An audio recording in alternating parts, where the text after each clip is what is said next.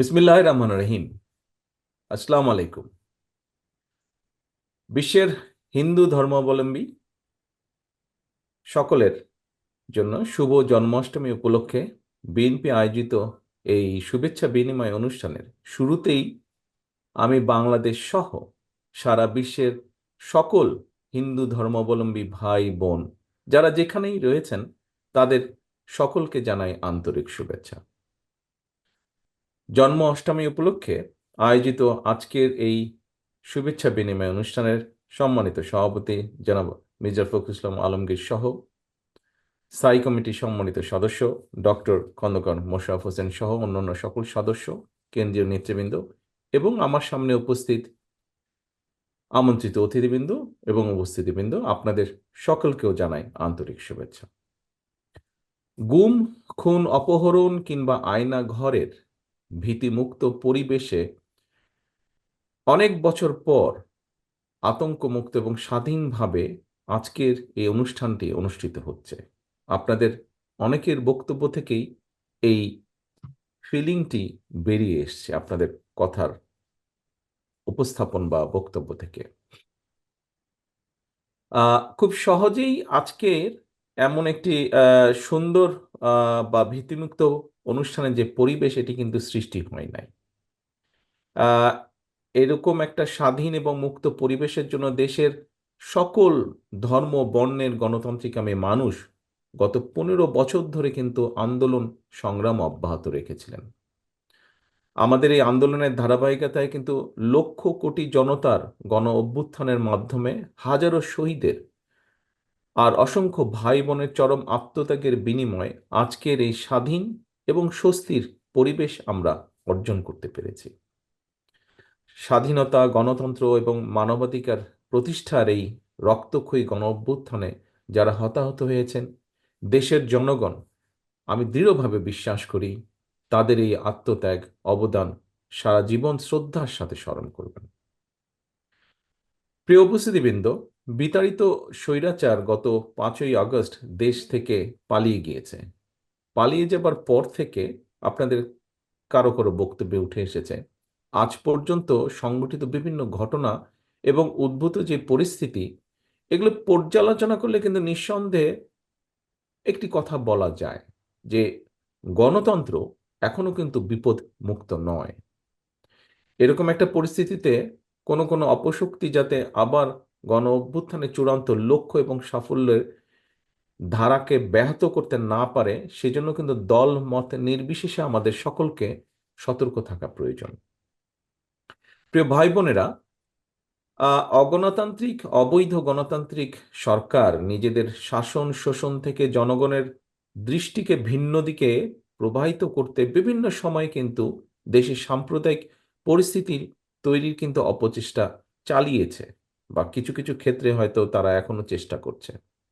আপনারা যদি এই যে বিতাড়িত পলাতক স্বৈরাচারের দুঃশাসনের 15 বছর দেশে সংখ্যালঘু সম্প্রদায় কিংবা ধর্মীয় স্থাপনার উপর এই যে হামলাগুলো হয়েছে, ঘটনাগুলো হয়েছে, এগুলো যদি পর্যালোচনা করি আমরা সকলে মিলে নিরপেক্ষভাবে, তাহলে কিন্তু আমরা দেখব একটা হামলার ঘটনাও কিন্তু সরাসরি ধর্মীয় কারণে সংঘটিত হয়নি, বরং এই যে পতিত যে রাজনৈতিক দলটা, এদের হীন দলীয় বা অসৎ রাজনৈতিক উদ্দেশ্য চরিতার্থ করার জন্যই কিন্তু প্রত্যেকটা হামলার নেপথ্য কারণ। এর আগেও এখানে খুব সম্ভব জনাব চারুচন্দ্র দাস ওনার বক্তব্যে উনি উল্লেখ করেছেন, আমিও কিন্তু এর আগে আমরা যেই অনুষ্ঠানগুলো অনুষ্ঠিত করেছি সেখানে কিন্তু আপনাদের সঙ্গে মত বিনিময় সভায় আমি বলেছিলাম যে দেশের সুশীল সমাজ, সর্বদলীয় এবং সর্বধর্মীয় প্রতিনিধিদের সমন্বয় একটা নাগরিক তদন্ত কমিশন গঠনের মাধ্যমে বিভিন্ন ধর্মীয় সংখ্যালঘু জনগোষ্ঠীর বাসা বাড়ি কিংবা ধর্মীয় উপাসনায় যে সংগঠিত এই ঘটনাগুলো, প্রত্যেকটা হামলার নেপথ্য ঘটনার উদ্ঘাটন করে সুষ্ঠু বিচার করা, এই দাবি আমি জানিয়েছিলাম। আজকে এখানে জনাব চারুচন্দ্র দাস উনি ওনার বক্তব্যে একই কথা তুলে ধরেছেন। কিন্তু খেয়াল করে দেখুন, গত 15 বছরে কিন্তু একটা ঘটনারও কি বিচার হয়েছে? বরং বিচার দূরে থাক, এমন ঘটনারও কি বিশ্বাসযোগ্য, এই একটি ঘটনাও কি বিশ্বাসযোগ্য কোনো তদন্ত হয়েছে? সালে রামু বৌদ্ধ মন্দিরের হামলা বলি আমরা যদি, অথবা 2016 সালে ব্রাহ্মণবাড়িয়ার নাসিরনগরে হামলা সহ দেশের কোথাও কোনো একটা হামলারও কিন্তু বিচার হলো না কেন? তদন্ত হলো না কেন? প্রিয় উপস্থিতিবৃন্দ, জনবহুল এই দেশটাতে, বাংলাদেশের আমাদের এই দেশটাতে, প্রিয় মাতৃভূমিতে, মুসলমান বলুন, হিন্দু, বৌদ্ধ, খ্রিস্টান, আমরা সকলে কিন্তু কাছাকাছি পাশাপাশি থেকে আমরা একই সঙ্গে বড় হয়ে উঠেছি সবাই। বাংলাদেশের জনগণের আবহমান কালের এই যে ধর্মীয়, সামাজিক শিক্ষা, মূল্যবোধ এবং সংস্কৃতি কখনোই কিন্তু অপর ধর্ম কিংবা বর্ণের মানুষের বিরুদ্ধে প্রতিহিংসামূলক আচরণের শিক্ষা দেয় না কিন্তু। এমনকি আমি আরো মনে করি, বাংলাদেশে কখনোই কোনো কালেই কিন্তু সাম্প্রদায়িক হামলা কিংবা সাম্প্রদায়িক দাঙ্গার মতন কোনো পরিস্থিতিই ছিল না। এবং আমি দৃঢ়ভাবে বিশ্বাস করি, ইনশাল্লাহ ভবিষ্যতে এটি হবার কোনোই কারণ আমি দেখি না। আমি মনে করি কোনোই কারণ নেই। বরং এমন বাস্তবতায় আপনাদের অনেকেই হয়তো আমার সঙ্গে একমত হবেন যে সংখ্যালঘু কেন্দ্রিক অধিকাংশ হামলার ঘটনা কিন্তু ধর্মীয় কারণে হয়নি। বরং আমরা যদি খুব খেয়াল করে দেখি, এইসব ঘটনাগুলোকে তদন্ত করলে অধিকাংশ ঘটনাতেই আপনারা দেখবেন, আমরা সকলেই দেখতে পাবো, অধিকাংশ হামলার ঘটনাই অবৈধ লোভ লাভের জন্য, দুর্বলের উপরে সবলের হামলা, কিংবা এর নেপথ্যে রয়েছে অসৎ রাজনৈতিক উদ্দেশ্য চরিতার্থ করা। প্রিয় উপস্থিতিবৃন্দ, গত 15 বছরের এই পলাতক স্বৈরাচারের শাসনামলে নিজেকে সবল এবং ভিন্ন দল মতের মানুষকে দুর্বল ভেবেছিল। এ কারণেই তারা বিএনপি সহ বিভিন্ন রাজনৈতিক দল এবং মতের হাজার হাজার মানুষকে কিন্তু গুম খুন অপহরণ করেছিল, ঘরবাড়ি ছাড়া করেছিল, মিথ্যা মামলা চালিয়েছিল, লক্ষ লক্ষ মানুষকে এরা হয়রান করেছিল। বিএনপি সহ বিভিন্ন রাজনৈতিক দল এবং মতের মানুষের বিরুদ্ধে এইসব হামলা, নির্যাতন, নিপীড়ন কিন্তু সংখ্যালঘু হওয়ার কারণে হয়নি, বরং অবৈধ ক্ষমতার লোভে আরো রাজনৈতিক প্রতিহিংসা চরিতার্থ করতেই কিন্তু বিরোধী দলমতের উপর নির্যাতন, নিপীড়ন চালানো হয়েছিল।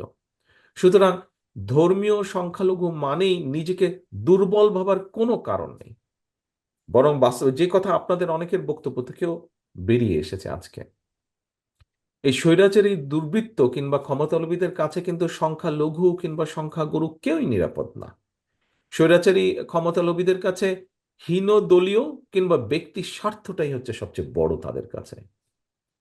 প্রিয় ধর্মাবলম্বী হিন্দু ধর্মাবলম্বী ভাই ও বোনেরা, আমি মনে করি সংখ্যালঘু আর সংখ্যাগুরু এটি কিন্তু কোনো একটি দেশের জনসংখ্যার চরিত্র এবং বৈশিষ্ট্য নির্মাণের জন্য কিন্তু একটা শব্দ মাত্র, এর চেয়ে বেশি কিছু নয়।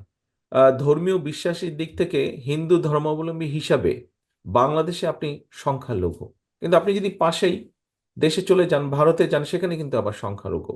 আবার এই আপনি যখন চীন, মিয়ানমার কিংবা ইউকেতেও যদি আসেন, এখানে কিন্তু আমি বলেন, আপনি বলেন, আমরা সবাই কিন্তু এখানে সংখ্যালঘু। কাজে বর্তমান বিশ্বে কে সংখ্যালঘু আর কে সংখ্যাগুরু এটা কোনো গুরুত্বপূর্ণ বিষয় না, বরং একটা রাষ্ট্রে এবং সমাজে ইনসাফ এবং আইনের শাসন রয়েছে কিনা সেটি সবচেয়ে গুরুত্বপূর্ণ বিষয়, যেটি আমি ব্যক্তিগতভাবে দৃঢ়ভাবে বিশ্বাস করি। রাষ্ট্র ও সমাজের আইনের শাসন থাকলে আপনি, আমি, আমরা সংখ্যালঘু কিংবা সংখ্যাগুরু যাই বলি না কেন, আইনের শাসনে সবাই আমরা নিরাপদ। আইনের শাসন না থাকলে আমরা কেউই নিরাপদ না, যেটি কদিন আগেও সত্য বলেছিল মানুষের কাছে। গত 15 বছরের ফ্যাসিবাদী শাসনকালই কিন্তু এর সবচেয়ে বড় উদাহরণ। 15 বছরে যা হয়েছে আমরা দেখেছি।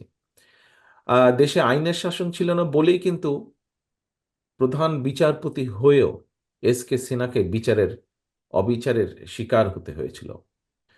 পলাতক স্বৈরাচারের আমলে দেশে আদালত আর আয়নাঘর প্রায় একাকার হয়ে গিয়েছিল। সুতরাং সংখ্যালঘু কিংবা সংখ্যাগুরু, দল মত ধর্ম বর্ণ নির্বিশেষে প্রত্যেকটি নাগরিকের অধিকার এবং নিরাপত্তা নিশ্চিত করতে হলে রাষ্ট্র আর সমাজে আইনের শাসন প্রতিষ্ঠার কোনোই বিকল্প নেই। আমি আবারও বলছি, আমি মনে করি নিজ নিজ অধিকার রক্ষায় প্রত্যেকটি নাগরিকের ভোটের অধিকার একটি কার্যকরী এবং শক্তিশালী অস্ত্র। যতদিন পর্যন্ত মুসলমান, হিন্দু, বৌদ্ধ, খ্রিস্টান অর্থাৎ দল মত ধর্ম বর্ণ নির্বিশেষে দেশের প্রত্যেকটি নাগরিক নির্ভয়ে নিশ্চিন্তে নিজের ভোট দিয়ে, নিজের পছন্দের প্রার্থীকে ভোট দিয়ে জনপ্রতিনিধি নির্বাচন করে জনগণের কাছে জবাবদিহিমূলক একটি সরকার প্রতিষ্ঠা করতে সক্ষম না হবেন, ততদিন পর্যন্ত কোন নাগরিকেরই নিরাপত্তা এবং অধিকার সুরক্ষিত নয়। প্রিয় ভাই বোনেরা, আমাদের মহান মুক্তিযুদ্ধের মূল মন্ত্র ছিল সাম্য, মানবিক মর্যাদা, সামাজিক সুবিচার। ধর্ম বর্ণ নির্বিশেষে, বিশ্বাসী বলুন অবিশ্বাসী বলুন কিংবা সংশয়বাদী, প্রত্যেকটি নাগরিক রাষ্ট্র আর সমাজে যার যার ধর্মীয়, রাজনৈতিক, সামাজিক, সাংস্কৃতিক অধিকারগুলো স্বচ্ছন্দে বিনা বাধায় উপভোগ করবেন, এমন একটি স্বাধীন রাষ্ট্র সমাজ বিনির্মাণের জন্যই মুক্তিযোদ্ধারা লাখো প্রাণের বিনিময় বাংলাদেশ স্বাধীন করেছিলেন। কে মুসলমান, কে হিন্দু, কে বৌদ্ধ, কে খ্রিস্টান, মুক্তিযুদ্ধের সময় আমাদের এমন কোনো জিজ্ঞাসা কিন্তু ছিল না। অতএব স্বাধীন বাংলাদেশ সংখ্যালঘু কিংবা সংখ্যাগুরু এসব নিয়ে চিন্তার কোনো কারণ নেই। ধর্ম বর্ণ নির্বিশেষে, বাঙালি অবাঙালি, বিশ্বাসী অবিশ্বাসী কিংবা সংশয়বাদী, বাংলাদেশের প্রতিটি নাগরিকের একমাত্র গর্বিত পরিচয়, আমরা সকলে বাংলাদেশী। এই বাংলাদেশ আপনার, আমার, আমাদের সবার।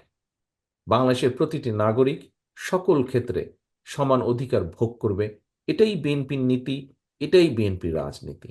হিন্দু ধর্মাবলম্বী প্রিয় ভাই বোনেরা, সবশেষে বলতে চাই, আমি বিশ্বাস করি আমাদের দল বিএনপি বিশ্বাস করে দল মত ধর্ম যার যার, রাষ্ট্র সবার, ধর্ম যার যার, নিরাপত্তা পাবার অধিকার সবার।